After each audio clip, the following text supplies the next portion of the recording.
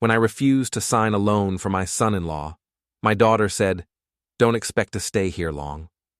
So I packed my bag and left.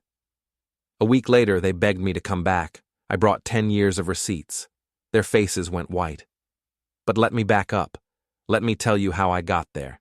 Before we go any further, take a second to subscribe, hit the hype button, and like the video.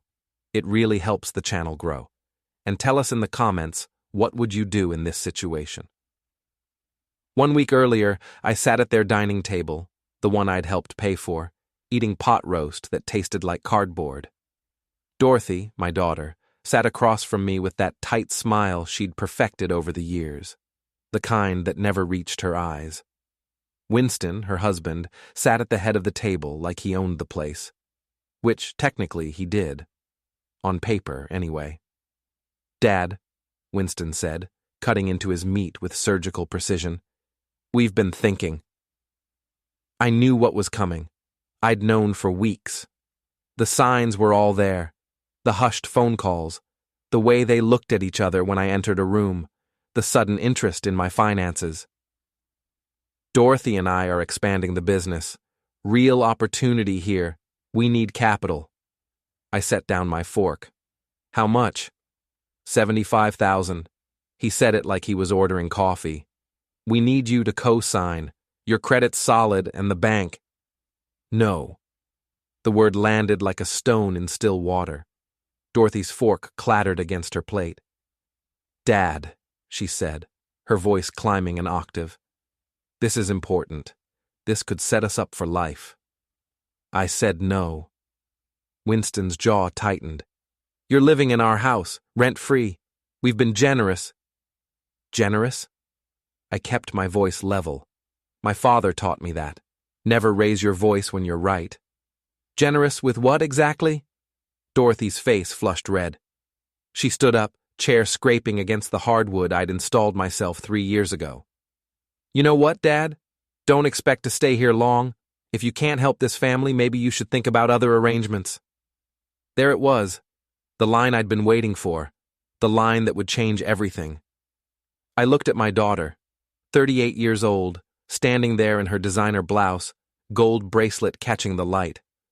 I remembered teaching her to ride a bike, remembered staying up all night when she had pneumonia at 7, remembered writing check after check for her college, her wedding, her car, her down payment on this very house.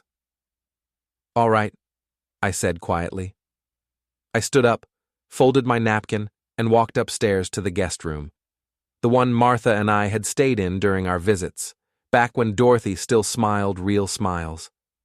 I packed my single suitcase. I'd learned to live light after Martha passed. Clothes, toiletries, my father's watch, and one photograph of Martha and me on our wedding day. 20 minutes later, I walked back downstairs. Dorothy and Winston were in the living room, wine glasses in hand, faces smug. I placed my house key on the entry table. "I'll be gone by morning," I said. Winston smirked. "That's probably for the best." I walked out into the October night. The air was crisp, sharp with the smell of burning leaves. I didn't look back. Tom Lang picked me up at the corner. He'd been my friend for 40 years, since we worked together building the interstate overpass outside town. He took one look at my face and didn't ask questions. "Where to?" he said. "You still got that room above your garage?" "It's yours." We drove through town in silence. Past the high school where Dorothy graduated valedictorian, past the church where Martha and I got married, past the bank where I'd deposited every paycheck for 43 years. Tom's place was a small house on Maple Street with a converted garage apartment. Simple, clean, cheap. He helped me carry my bag upstairs. "Coffee?" he asked. "Whiskey?" We sat in his kitchen, and I told him everything. Tom listened the way good friends do, without interrupting, without judging. "They kicked you out," he said finally. "Your own daughter. She chose money over her father. What are you going to do?" I stared into my glass. "I don't know yet." But that was a lie. I already knew. Deep down, I'd known since the moment Dorothy spoke those words. I just hadn't admitted it to myself yet. That night, lying in the narrow bed above Tom's garage, I couldn't sleep. I kept seeing Martha's face, not the way she looked at the end, small and pale in that hospital bed, but the way she looked at 30, laughing in our kitchen, organizing receipts at the dining table. Martha had been meticulous, everything labeled, filed, dated. She kept records like a prosecutor building a case. When she passed away 3 years ago, she made me promise to keep the blue fireproof box safe. "You'll need it someday," she'd said, her voice already thin with sickness. "Trust me, Henry. You'll need it." I'd stored it in Dorothy's basement. I hadn't thought about it in months. Until now. I woke up at 5:30, same as always. Old habits from 40 years of construction work. Outside, the sun was just starting to paint the sky orange and pink. I made instant coffee in Tom's small kitchen and stared at my phone. Dorothy had called 6 times, Winston twice. I hadn't listened to the voicemails. Tom shuffled in around 7, still in his bathrobe. "Sleep?" he asked. "Not much." He poured himself coffee and sat across from me. "You look like you're planning something." "I need to get into Dorothy's house. There's a box in the basement. Blue, fireproof, Martha's records." Tom raised an eyebrow. "Breaking and entering?" "I still have my key to the basement door. Dorothy never changed the locks after Martha and I helped them move in." "When?" "Today. They both work Thursdays. Dorothy's at her office until 3, Winston's at his warehouse until 5. Tom nodded slowly. "I'll drive." We waited until 10, long enough that the neighborhood would be empty, everyone at work or school. Tom drove his old pickup, and we parked 2 streets over. Casual, just 2 old men taking a walk. The basement door was around back, hidden by overgrown bushes. My key still fit. The door opened with a soft click. Inside, the basement smelled like detergent and mildew. I'd helped finish this space 5 years ago, drywalled it, installed shelving, painted it cream white. Now it was cluttered with boxes and forgotten furniture. The blue fireproof box sat on a high shelf, exactly where I'd left it. I climbed the stepladder, lifted it down. It was heavier than I remembered. Tom helped me carry it to the truck. "Don't you want to see what's inside?" Tom asked as we drove away. "Not here, not yet." Back at his place, we set the box on his kitchen table. I stared at it for a long moment. Martha's handwriting was on the label. "Important documents, do not discard." I opened it. Inside were manila folders, organized by year and category, each one labeled in Martha's precise script. Mortgage contributions, education expenses, wedding costs, vehicle purchases, business loans, vacation expenses, home improvements, medical bills. There were 10 folders, 10 years of receipts, bank statements, canceled checks, signed documents. Every single dollar Martha and I had given to Dorothy and Winston, meticulously recorded and preserved. Tom whistled low. "Jesus, Henry, your wife was a genius." I pulled out the first folder. Mortgage contributions. Inside were photocopies of checks, each one showing Martha's signature, my signature, and a memo line noting Dorothy and Winston mortgage payment. $23,000, over 5 years. The education folder was thicker. Tuition payments to State University. Books, room and board, $41,000. The wedding folder made my chest tight. Martha had kept everything. Contracts with the caterer, the florist, the venue, all showing paid by Martha and Henry Whitmore. $32,000 for 1 day. Tom was quiet, flipping through the vehicle purchase folder. "They told everyone they bought that BMW themselves." "We paid half. Martha has the title transfer right here." I worked through each folder systematically. Business loans, $18,000 to help Winston start his consulting firm. Vacation expenses, we'd paid for their trip to Hawaii. Home improvements, new roof, new HVAC system, kitchen renovation. The total came to just over $215,000. $215,000 given freely over 10 years, with love and trust. and they'd kicked me out for refusing to give more. "What are you thinking?" Tom asked. I looked at him. "I'm thinking Martha knew this day would come. She prepared for it." "What do you want to do?" I pulled out my phone and listened to Dorothy's first voicemail. Her voice was sharp, irritated. "Dad, you can't just leave like that. We need to talk about this like adults. Call me back." The second message was angrier. "This is ridiculous. You're being childish. Winston and I deserve better than this." The third message was different, calculated, sweet. "Daddy, I'm sorry about last night. We were stressed. Can we please talk? Maybe you could come back and we could work something out?" I saved all 6 messages. "Tom," I said, "do you still have that friend at the county records office?" "Melissa? Sure, why?" "I need copies of some documents, property records, business filings, loan applications. Can she help?" Tom grinned. "She owes me a favor." "What exactly are you planning?" I spread the folders across the table. "I'm planning to collect what I'm owed. Not money. Something better." "What's better than money?" "Truth. And consequences." Over the next 3 days, I didn't leave Tom's apartment. I worked like Martha used to work. Methodically, carefully, missing nothing. Tom's friend Melissa provided county records showing Dorothy and Winston's mortgage history. The documents revealed something interesting. They'd refinanced twice, each time claiming no financial help from family. They'd lied to get better rates. I made copies of everything, organized them into new folders, cross-referenced dates and amounts. Tom helped me create a timeline. We used his kitchen wall, taping up papers in chronological order. 2015.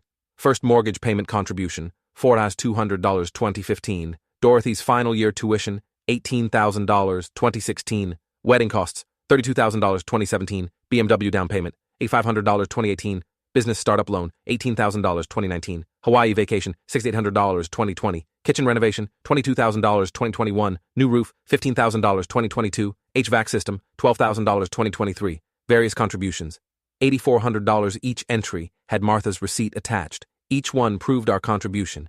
Each one showed how Dorothy and Winston had taken and taken and taken. On the 4th day, Dorothy called again. I answered this time. "Dad?" Her voice was strained. "Where are you? I've been worried sick." "I'm fine. Can you please come home? We need to talk. Winston feels terrible about what happened." I doubted that. "About what, specifically?" "About, the misunderstanding. We were just stressed about the business. The $75,000 loan I refused to co-sign?" Silence. Then, "Dad, we're family. Family helps each other." "I agree. Family does help each other." "So you'll come back?" "I need some time, Dorothy. I'll call you soon." I hung up before she could respond. Tom was watching me from the doorway. "You're enjoying this?" "A little," I admitted. "Is that wrong? After what they did? No, it's human." I turned back to the wall of evidence. Martha knew. She knew exactly what Dorothy was becoming. That's why she kept all this. Your wife was playing the long game. She was protecting me. From my own generosity. From my own daughter. Tom sat down at the table. "So what's the plan? Take them to court?" "No, nothing that simple. I want them to feel what I felt. That moment when someone you trust looks at you and says you're not worth keeping around." Public humiliation? Public truth. There's a difference. I pointed at the timeline. Dorothy runs an events business. Her reputation is everything. Her clients trust her to handle their money, plan their special days. And if they find out she's been dishonest with her own family, her business collapses. Her social circle questions her. Everyone sees who she really is. Tom leaned back. "That's cold, Henry. They kicked a 67-year-old man out of their house in the middle of the night because he wouldn't give them more money. After everything we'd already given. How warm should I be?" He nodded slowly. "Fair point. What do you need from me?" "Access. Information. Your truck. Maybe some muscle if Winston gets stupid. You think he will? I remembered Winston's smirk as I walked out their door. Yes, he's the type.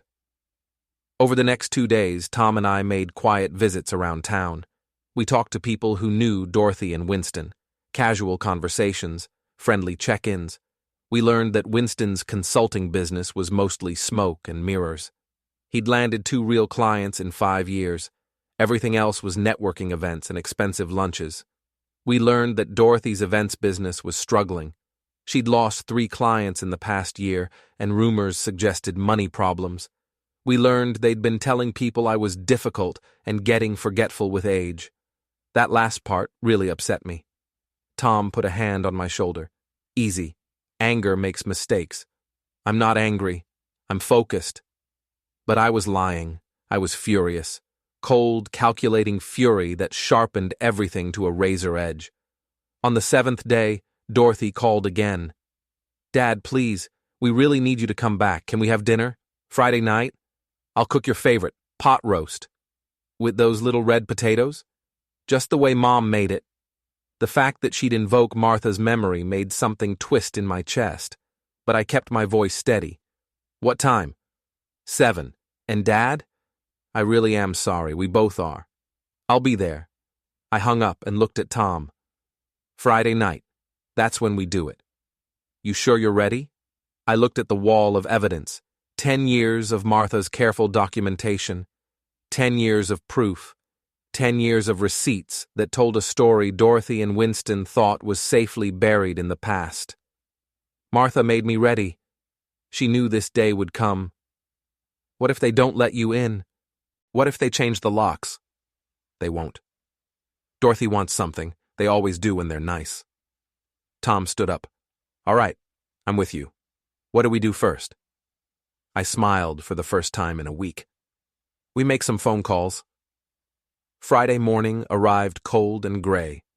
I woke at 5, made coffee, and reviewed my notes one last time. Everything had to be perfect. Martha would have insisted on it. Tom came upstairs around 6 with donuts and more coffee. Big day, he said. Biggest in a while. We spent the morning making calls. First to Dorothy's major clients, the ones who'd hired her for weddings, corporate events, anniversary parties. I didn't tell them anything directly, just asked innocent questions. Hi, this is Henry Whitmore, Dorothy's father. I'm trying to track down some family financial records for tax purposes. Did you happen to keep receipts from your wedding? The one Dorothy coordinated?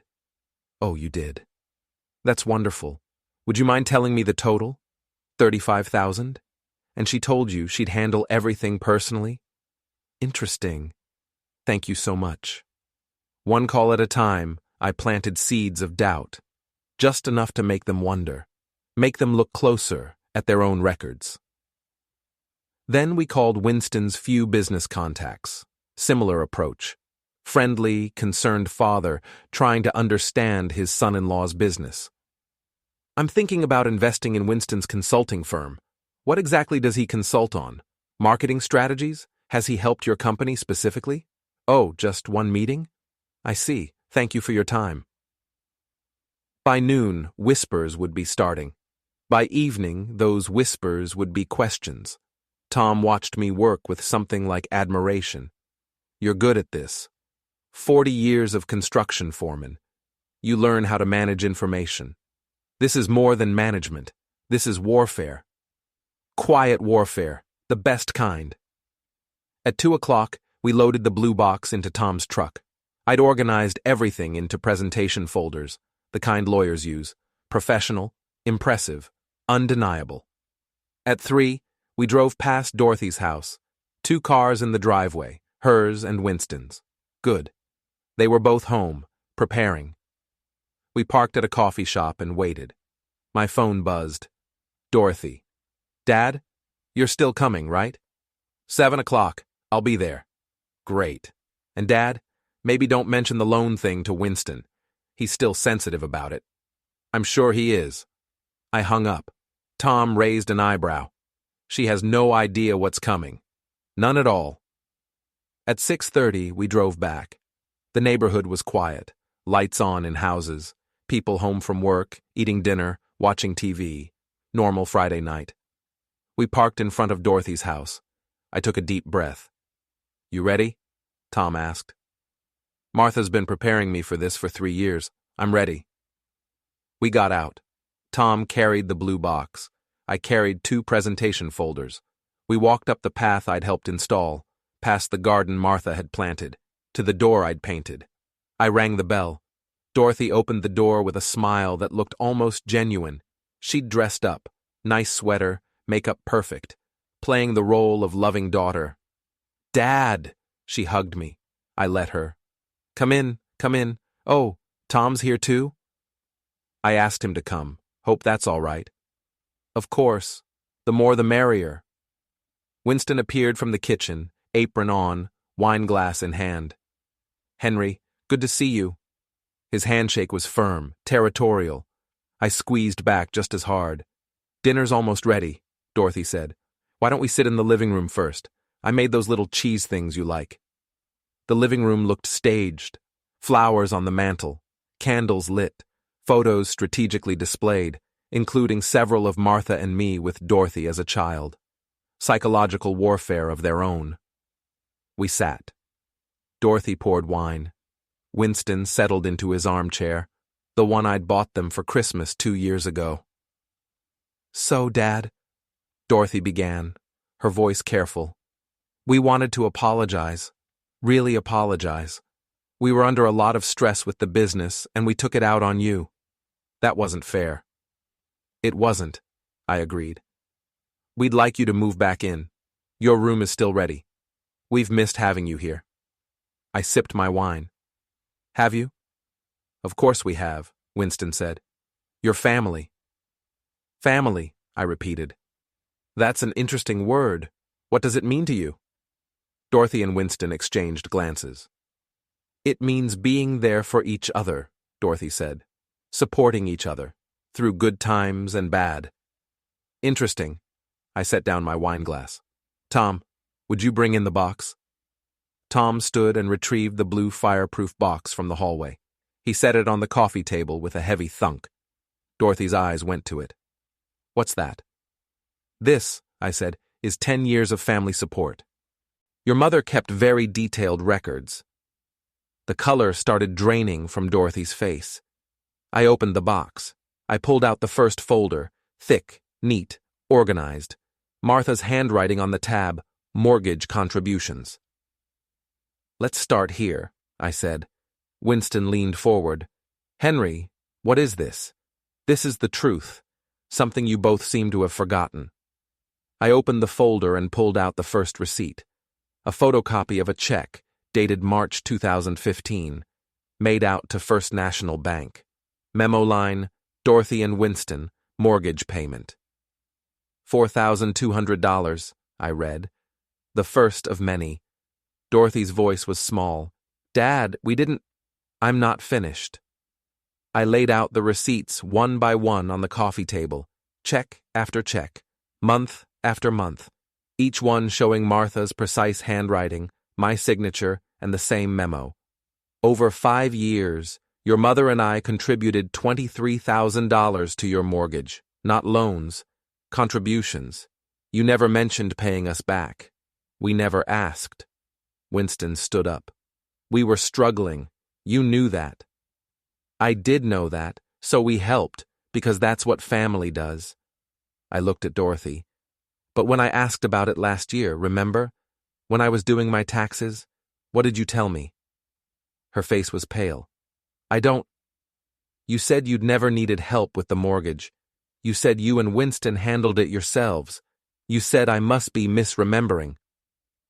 I pulled out a second document. This is your mortgage refinance application from 2018. There's a specific question here. Have you received financial assistance from family members? Your answer was no. That's called fraud, Dorothy. Dad, please. And it gets better. I pulled out the next folder. Education expenses. This folder was even thicker. I opened it and spread the contents across the table. Tuition receipts, room and board payments, textbooks, lab fees, $41,000 for your degree, the one you told everyone you earned yourself through scholarships and hard work. I did work hard, Dorothy said, her voice rising. I studied on money we provided. While you were in school, did you work? Part-time. 10 hours a week at the campus bookstore. Your mother has the pay stubs. You made about $3,000 a year. The rest, $41,000, came from us. Tom was silent, watching. His presence was solid, anchoring. I pulled out the third folder. Wedding costs. Dorothy's hand went to her mouth. $32,000. Venue, catering, flowers, photographer, dress, tuxedo rental, invitations, the band. I pulled out each receipt. Your mother saved everything. Every single contract shows our names as the paying party. Winston's jaw was tight. That was a gift. Wedding gifts are ordinary. Yes, conventional even. But last year, when your mother passed away and we were handling the estate, what did you tell the lawyer? Silence. You said we'd contributed maybe $5,000 to the wedding. You said the rest was paid for by Winston's parents. You said we'd given you a small amount as a gift. I pulled out another document. Here's the contract with the venue. $32,000, paid in full by Martha and Henry Whitmore. Not your parents, Winston. Us. Winston sat back down heavily. Why does it matter? Dorothy asked, tears starting. Why are you doing this? Because when I refused to give you $75,000 more dollars, after we'd already given you over $200,000, you kicked me out. Your mother's husband, your father. You told me not to expect to stay here long. I stood up and walked to the window. The street outside was peaceful. Inside, the air felt like a coming storm. For 10 years, we gave you everything you asked for. We never said no. We never kept track. We trusted you to remember, to appreciate, to value what we'd done. I turned back to them. But you didn't. You took and took and took. And then when I finally set a boundary, you threw me away like garbage. That's not fair, Dorothy said. Isn't it? Let me keep going. I pulled out the next folder. The vehicle purchases folder was smaller but no less damning. I spread the documents across the table, each one a carefully preserved piece of evidence. The BMW, I said. You told everyone you saved for years to afford it, that it was a symbol of Winston's business success. Winston's face had gone from pale to red. We did save $8,500. I held up the title transfer. Down payment, paid by Martha and Henry Whitmore. Your mother has the bank statement showing the wire transfer. I pulled out another document. And here's the interesting part. When you applied for the car loan, you listed your income as $75,000 a year. Winston, what was your actual income that year? He didn't answer. Tom's friend at the county records pulled your tax return. You made $42,000. You inflated your income by nearly double to qualify for the loan. Dorothy stood up. Stop it. Just stop. Why? Is the truth uncomfortable? You're making us sound like criminals. I'm making you sound exactly like what you are. People who took advantage of your parents' generosity and then lied about it. Tom cleared his throat. Should I get the next one? Please. He pulled out the business loans folder. This one was thick with documents, contracts, promissory notes, bank statements. $18,000, I said. Given to Winston to start his consulting business. You remember this, Winston? You came to us with a business plan, said you had clients lined up, said you'd pay us back within 2 years. The economy tanked, Winston said. It wasn't my fault. The loan was made in 2018. The economy was fine. And you never intended to pay us back, did you? I pulled out a document.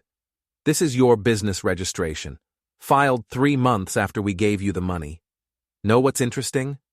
The business address is a UPS store mailbox. There's no office, no clients, just a P.O. box and a website. Dorothy was crying now. Dad, please. You're embarrassing us. Good. Your mother and I were too kind, too trusting. We believed everything you told us. But Martha knew. Deep down, she knew. I held up the blue box. That's why she kept all of this. Not because she didn't trust you, because she knew that someday the truth would matter, that someday you'd push too far. We're your family, Dorothy sobbed. You were my family, right up until you told me not to expect to stay here long. Tom handed me the next folder. Vacation expenses. Hawaii, I said. Your 10th anniversary trip. You posted photos all over social media. Sunset dinners, luxury resort, helicopter tour. Remember what you told everyone? Stop, Dorothy whispered. You said Winston surprised you. Said he'd saved up secretly for months.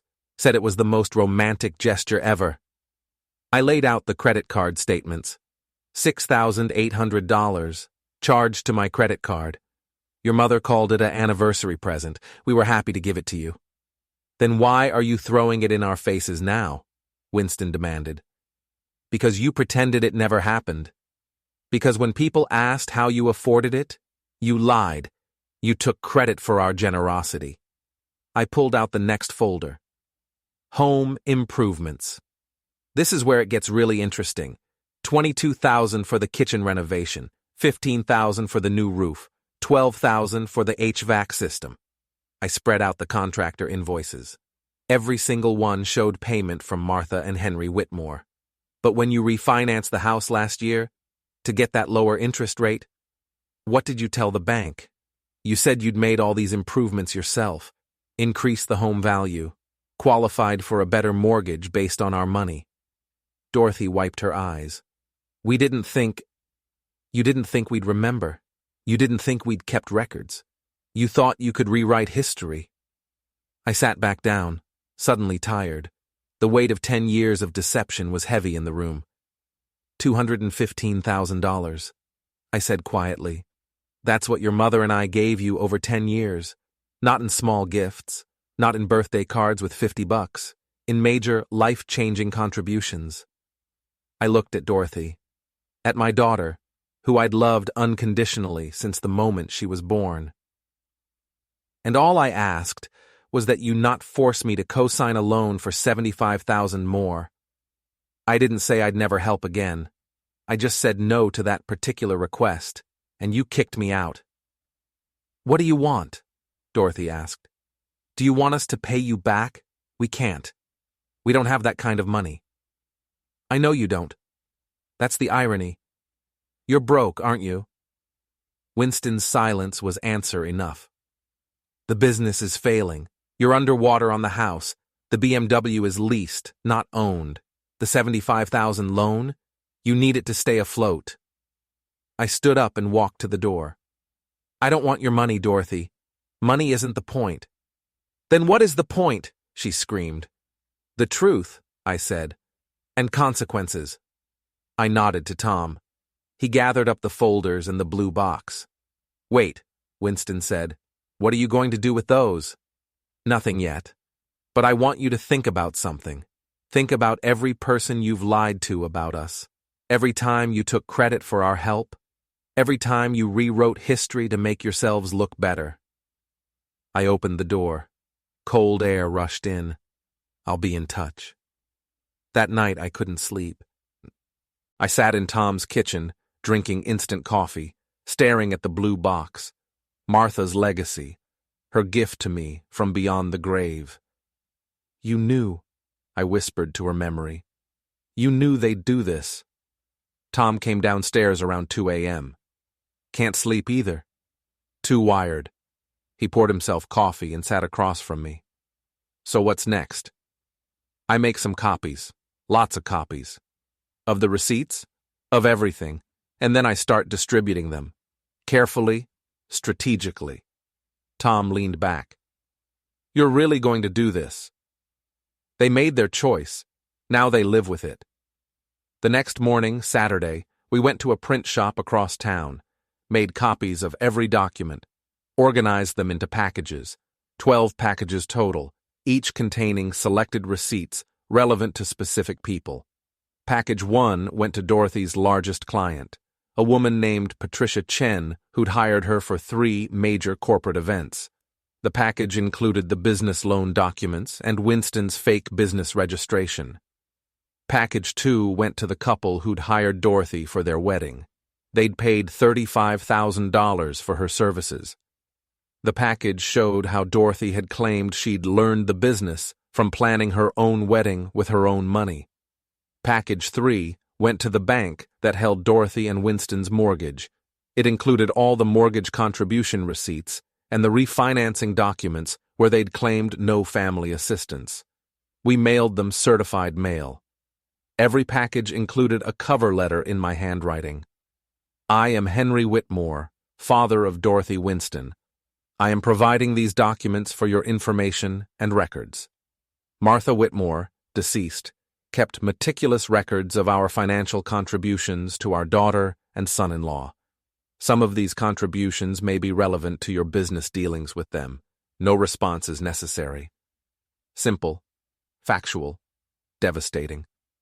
Tom and I mailed them from different post offices around the county. By Monday, they'd start arriving. Sunday was quiet. I went to Martha's grave, brought flowers, sat on the bench nearby. I'm doing what you wanted, I told her. I'm making them understand. I'm making them pay attention. The wind rustled through the trees. If I closed my eyes, I could almost hear her voice. Good, they need to learn. My phone rang. Dorothy. I let it go to voicemail. She called again, and again, 6 times Sunday afternoon. Finally, I answered. Dad, we need to talk. Please, can you come over, or can we come to you? No. Dad, please, we're sorry. We're really, truly sorry. We were wrong. We see that now. Do you? What exactly are you sorry for, Dorothy? For not appreciating everything you and Mom did, for taking advantage, for kicking you out. And? Silence. That's what I thought. You're sorry you got caught. You're sorry I have evidence. You're not actually sorry for what you did. That's not true. Goodbye, Dorothy. I hung up. Tom was watching from the doorway. Cold. Accurate. Monday morning, I woke to 17 missed calls. Dorothy, Winston, and 3 numbers I didn't recognize. I checked my email. One message from Patricia Chen, Dorothy's corporate client. Mr. Whitmore, I received your package. I would like to discuss this matter. Please call me at your earliest convenience. I showed Tom. It's starting, he said. By Monday afternoon, Dorothy had called 32 times. I blocked her number. Tuesday morning, the first real consequence hit. Tom's friend Melissa called. She worked at the county clerk's office and had helped us get the property records. Henry, you might want to hear this. There's an investigation starting into Winston's business. Something about fraudulent loan applications and tax irregularities. Who started it? Anonymous tip to the State Commerce Department. But between you and me, it came through fast. Someone with connections pushed it through. I thanked her and hung up. Tom raised an eyebrow. You didn't. I didn't. But I'm not surprised. Wednesday morning, Dorothy showed up at Tom's house. I watched from the upstairs window as she pounded on Tom's front door. She looked terrible. No makeup, hair uncombed, eyes red. Tom answered. I could hear her voice through the window, high and desperate. Please, Tom. I need to see my father. Please. Everything's falling apart. My biggest client fired me. Winston's being investigated. The bank is reviewing our mortgage. Please. Tom's voice was calm. Dorothy, your father doesn't want to see you. He's destroying us. Doesn't he understand that? He's destroying his own daughter. No, Dorothy. You destroyed yourself. Henry just provided the truth. She broke down sobbing on his front porch. After a few minutes, she left. I felt a twinge of guilt. A small one. Then I remembered the way she'd looked at me across that dinner table. The coldness in her voice. Don't expect to stay here long. The guilt disappeared. Thursday afternoon, Winston tried a different approach. He showed up with a lawyer. I watched from the window as they approached Tom's door. The lawyer was young, probably fresh out of school. Cheap suit. Tom didn't let them in. Mr. Whitmore has documentation of every claim he's made, Tom said. Court-admissible documentation. If you'd like to pursue legal action, that's your right. But I promise you, you'll lose. The lawyer said something I couldn't hear. Tom's response was loud enough. Defamation requires false statements. Everything in those packages is true. Now get off my property. They left. Friday morning, exactly 1 week after the dinner confrontation, Dorothy called from a different number. I answered. "What do you want from us?" she asked. Her voice was hollow. "Just tell me. Tell me what you want and I'll do it. I want you to understand what you did." I understand. I swear I understand. We were wrong. We were selfish. We took advantage. Do you really understand? Or are you just saying what you think I want to hear? Silence. That's the problem, Dorothy. Even now you're trying to manipulate me. You're trying to figure out what words will make this go away. I'm not. Yes, you are. You always have been. You learned early that the right words could get you what you wanted. And it worked. It worked for 38 years. What do you want me to say? Nothing. I don't want words anymore. I'm done with words. Then what? I want you to live with the consequences. I want you to explain to every client, every friend, every person who asks. I want you to explain how you treated your parents, how you lied, how you took and took until there was nothing left to take, and then kicked your father out. I can't, she whispered. Then live with that too. I hung up. That night, Tom and I grilled steaks in his backyard. The October air was crisp and cool, stars visible above. How do you feel? Tom asked. Good, surprisingly good. No guilt? A little, but mostly. I feel like I honored Martha, like I did what she wanted me to do. Justice. Truth. Justice comes after truth. We ate in comfortable silence. Somewhere across town, Dorothy and Winston were probably panicking, making calls, trying to salvage what they could. And I was eating a perfectly cooked steak with my best friend, finally at peace. Saturday morning, I woke to find my phone flooded with messages. But these weren't from Dorothy or Winston. These were from people I hadn't heard from in years. Old co-workers, neighbors from when Martha and I lived in our house, friends from church. All of them had somehow heard pieces of the story. Henry, I'm so sorry for what Dorothy did. Just heard about what happened. Can't believe it. Martha would be proud of how you're handling this. The story was spreading. Not because I'd told people, I hadn't. But small towns have a way of connecting dots. Dorothy's fired clients talked to other people. Winston's business investigation became public record. The receipts I'd sent found their way into conversations. Tom came upstairs with coffee. You're trending. Don't say it like that. It's true. Half the town is talking about this. Dorothy's reputation is shot. Good. But part of me wondered if I'd gone too far. This wasn't just about making them understand. This was demolition. Then I remembered Dorothy's face when she told me not to expect to stay long. The casual cruelty of it. No, I hadn't gone too far. I'd gone exactly far enough. Monday morning, I got a call from an unknown number. Against my better judgment, I answered. Mr. Whitmore, this is Patricia Chen. We spoke briefly via email. Ms. Chen, how can I help you? I wanted to thank you for sending me those documents. They explained a lot.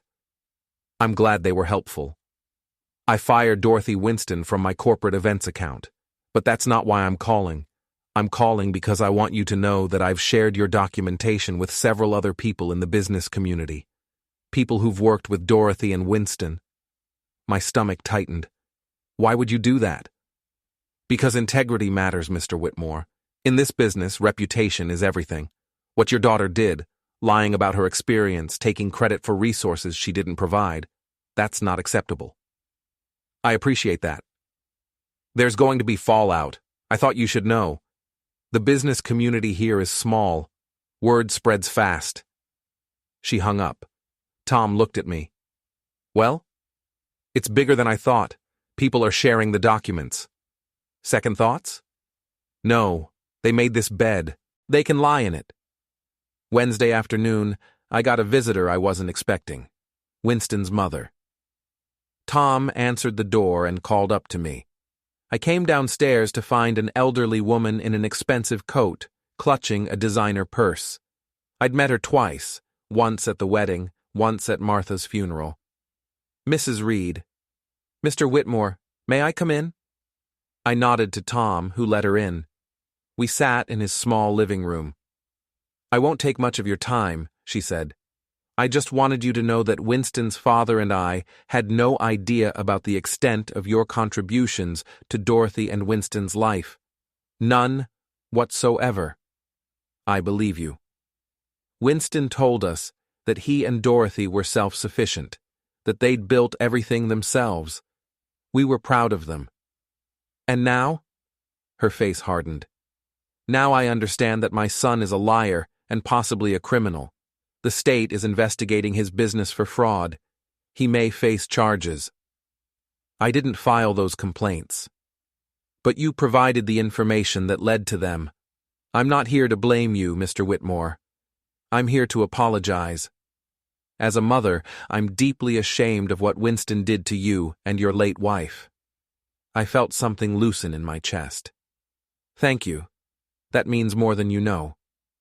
Dorothy's mother. Is she still alive? No. She passed 3 years ago. Mrs. Reed nodded slowly. I suspect she's the one who prepared you for this. Mothers know their children's weaknesses. She did. She kept records of everything. Smart woman. I wish I'd been as wise. She stood. I won't take any more of your time. I just wanted you to know that not everyone in Winston's family thinks you're wrong. What they did was unconscionable. She left. Tom whistled low. Even his own mother turned on him. She saw the truth. Some people can handle truth. Dorothy and Winston can't. Thursday evening, Dorothy showed up again. This time, she didn't knock. She just sat on Tom's front steps and waited. I watched her from the upstairs window. She looked small, defeated. After an hour, Tom went out to talk to her. I couldn't hear the conversation, but I saw Dorothy crying, saw Tom shake his head, saw her slump further. When Tom came back inside, he looked troubled. She lost everything, Henry. Her business is done. 3 more clients fired her this week. Winston's facing criminal charges. They're going to lose the house. Good. Is it? She's your daughter. She stopped being my daughter when she chose money over family. That's cold. It's true. But that night, I lay awake thinking about Dorothy as a child. Dorothy at 7, bringing me drawings from school.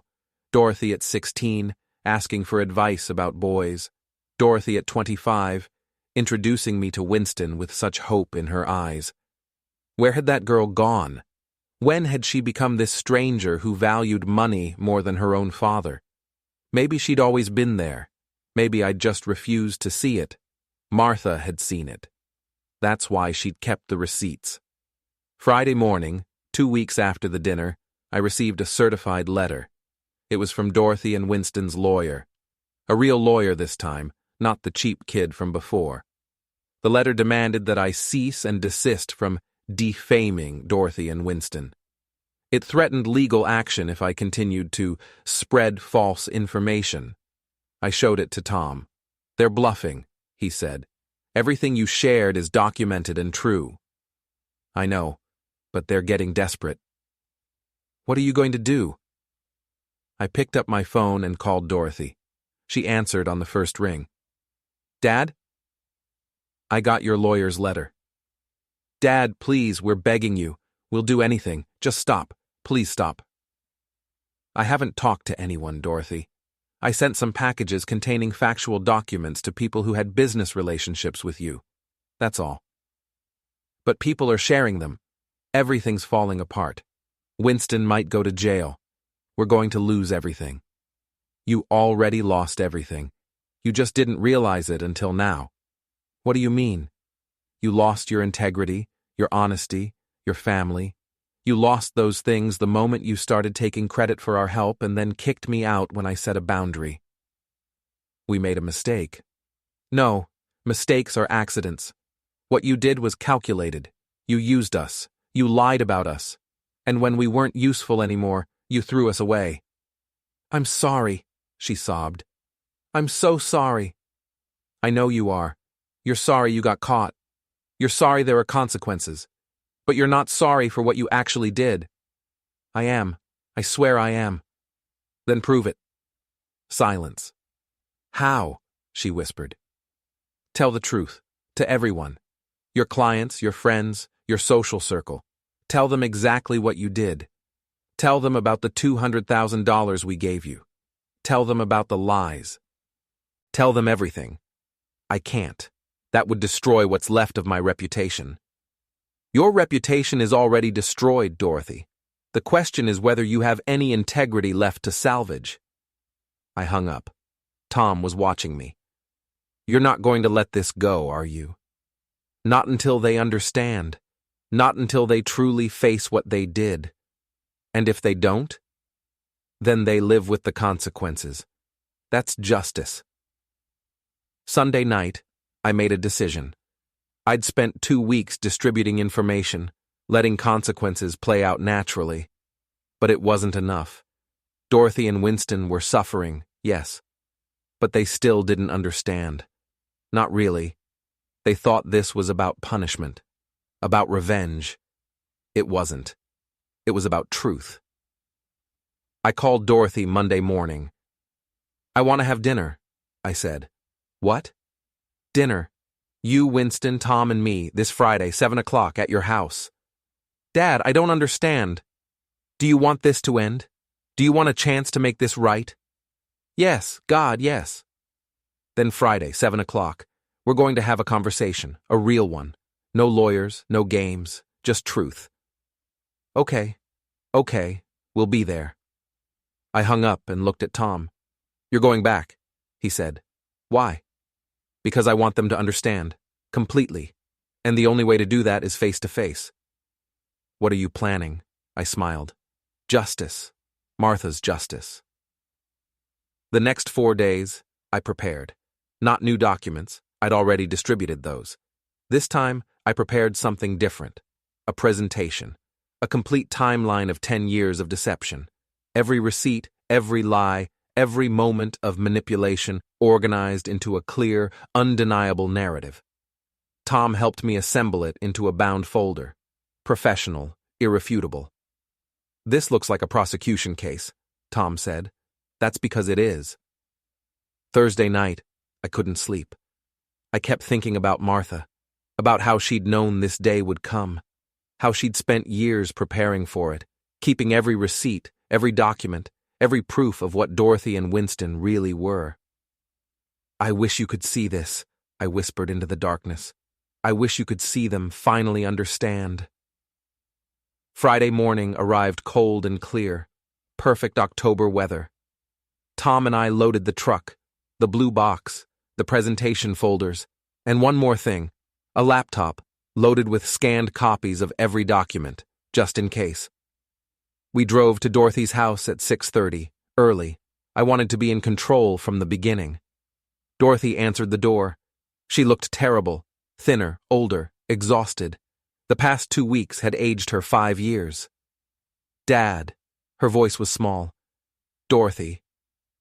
Winston appeared behind her. He looked worse, dark circles under his eyes, stubble on his chin, the cocky entrepreneur facade completely gone. Come in, Dorothy said. We entered. The house was clean but felt empty, like they'd already started packing. Are you selling? I asked. Dorothy nodded. We don't have a choice. The bank is foreclosing.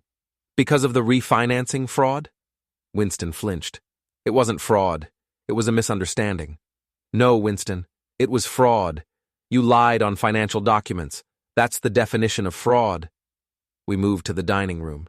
The same table where this had all started 3 weeks ago. Tom and I sat on one side, Dorothy and Winston on the other. I placed the blue box on the table. Before we start, I said, I want to know something. Do you understand why we're here? Dorothy looked at Winston, then back at me. Because we hurt you. Because we took advantage. That's part of it. But there's more. Do you understand what you actually did? Not just to me. To yourselves? Silence. Let me explain. I opened the blue box and pulled out the presentation folder. This is 10 years of your life. 10 years of choices. Every time you lied, every time you took credit for something you didn't earn, every time you manipulated the truth, it's all here. I opened the folder to the first page. A timeline. 2015. You graduate college. You tell everyone you earned scholarships and worked your way through. Truth. We paid $41,000. I turned the page. 2016. You get married. You post photos with captions about making dreams come true through hard work. Truth.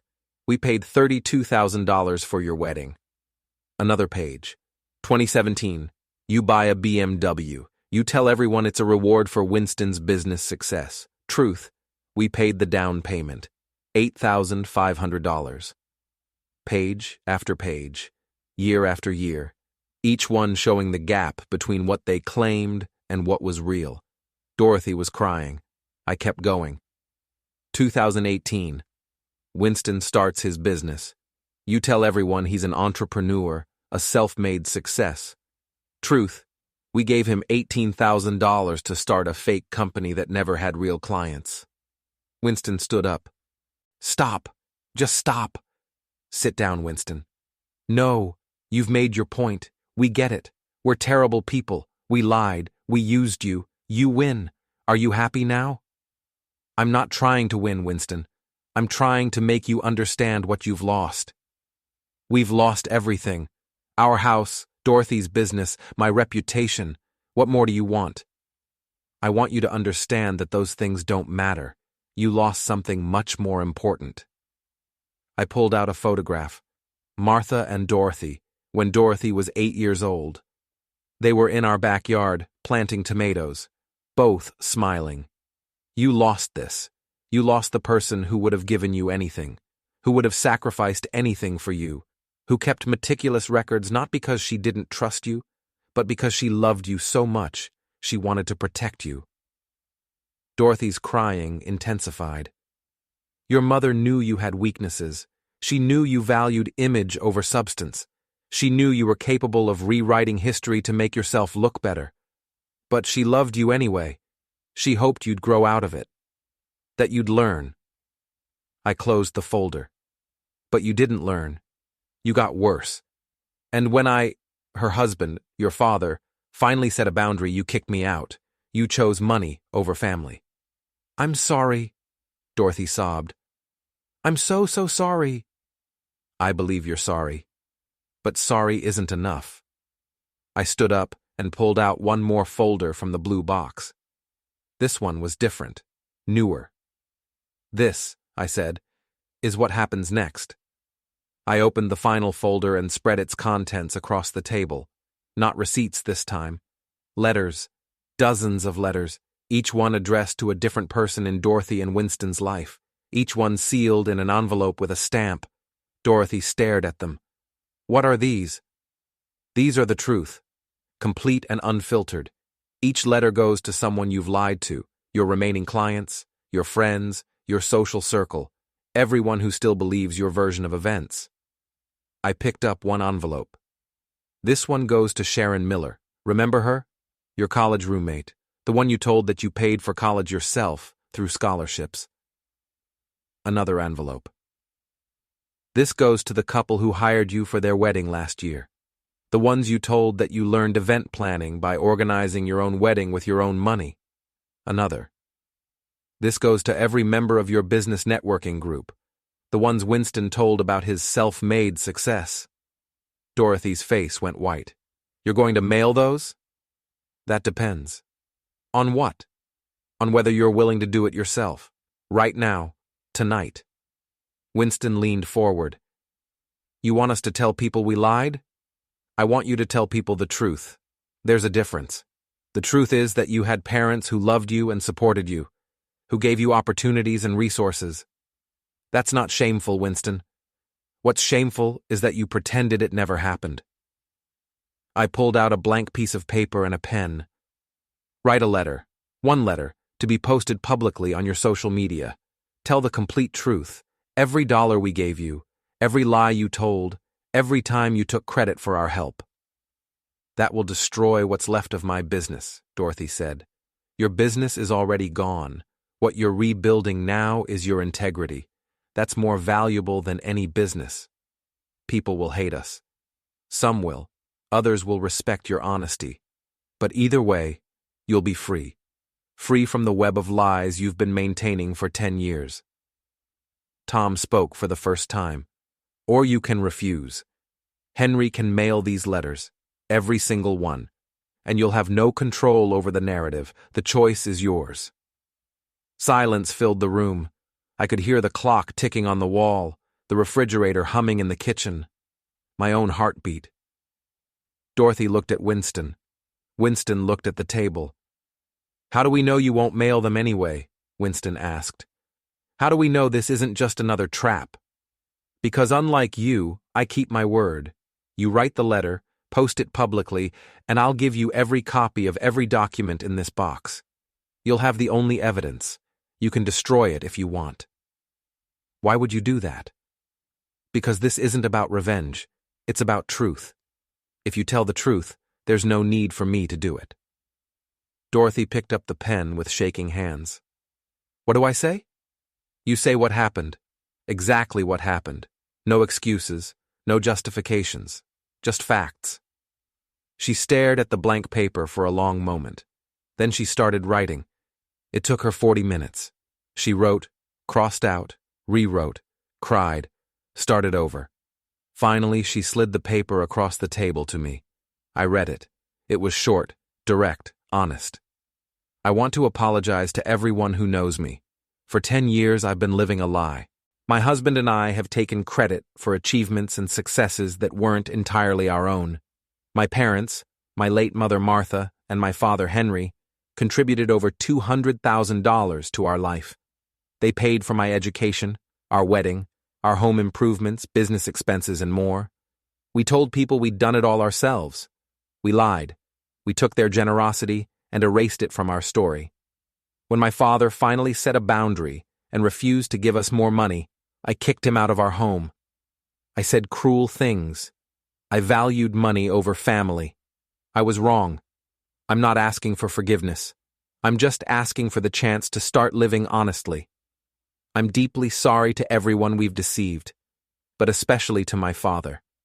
Dad, I'm sorry for all of it. It wasn't perfect, but it was true. Post it, I said. Now, while we're here. Dorothy pulled out her phone. Her hands were shaking so badly she could barely type. But she did it. She copied the letter into a social media post and hit publish. Within seconds, reactions started appearing. Shock, anger, some support, mostly shock. It's done, she whispered. I stood up and placed the blue box in front of her. This is yours now. Every receipt, every document, every piece of evidence. Do with it what you want. Dorothy stared at the box like it was a bomb. You're really giving this to us? I don't need it anymore. The truth is out there now. That's all I wanted. Winston looked at me. Really looked at me for the first time since I'd known him. Why? He asked. Why did you do all this?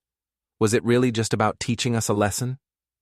It was about honoring my wife. Martha kept these records because she saw what you were becoming. She loved you enough to prepare for the day when the truth would matter. I did this for her. I walked toward the door. Tom followed. Dad, wait. Dorothy stood up. What happens now? I turned back. Now you rebuild, honestly this time, without lies, without taking credit for things you didn't earn. It'll be harder, but it'll be real. Will you ever forgive me? I looked at my daughter, at the woman she'd become, at the choices she'd made. I forgive you for kicking me out. I forgive you for the cruel words. But I can't forget what you're capable of. Trust is earned back slowly, Dorothy, if ever. Can we try? Can we at least try to rebuild our relationship? I thought about Martha, about what she would want. Time will tell. Right now, I need distance. You need to figure out who you are without the lies. I understand. Tom and I walked out into the October night. The air was cold and clear, stars visible above. Behind us, I heard Dorothy crying, heard Winston's voice, low and comforting. We got in Tom's truck and drove away. How do you feel? Tom asked. Free. For the first time in 3 years, I feel free. You really gave them everything. I gave them the truth. What they do with it is up to them. We drove through town, past the bank where I deposited 43 years of paychecks, past the church where Martha and I got married, past the cemetery where she rested. You did right by her, Tom said. Martha would be proud. I hope so. We drove back to Tom's house in comfortable silence.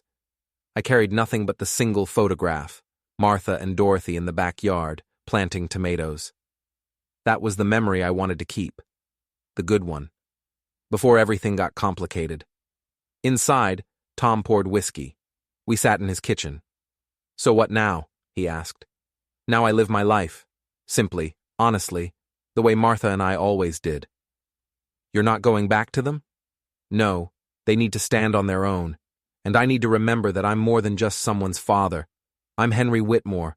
I built things. I kept my word. I loved my wife. That's enough.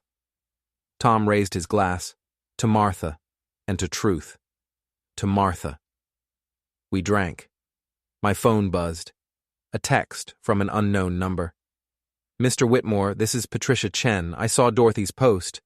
Thank you for making her do the right thing. That took courage. I showed Tom. The town is watching, he said. Let them watch. They'll see a family dealing with consequences. Maybe it'll make someone else think twice before lying to the people who love them. Another text, then another. People I hadn't heard from in years, all commenting on Dorothy's post. Some were angry at her, some were supportive. All of them acknowledged the truth. The truth. That's all I'd wanted. Not revenge, not punishment. Just truth. I thought about the moment 3 weeks ago when Dorothy had told me not to expect to stay here long. The casual cruelty of it, the assumption that I had no power, no options, no recourse. But I had power. Martha had given it to me. 10 years of receipts, 10 years of proof, 10 years of love documented and preserved.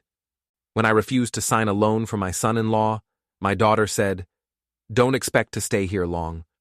So I packed my bag and left. A week later, they begged me to come back. I brought 10 years of receipts. Their faces went white. And now they understood. Finally, completely, they understood what they'd lost. Not just money. Not just my presence in their home. They'd lost their integrity, their reputation, their carefully constructed lies, and I'd won. Not because I'd destroyed them, but because I'd forced them to face the truth. That was victory enough. I set down my phone and looked at Tom. I'm good, I said. For the first time in a long time, I'm actually good. You sure? I'm sure. Outside, the October night was quiet and peaceful. Somewhere across town, Dorothy and Winston were dealing with the consequences of their choices. And I was here, in a small apartment above a garage, with my best friend and a glass of whiskey, free, honest, victorious, the way Martha always wanted me to be.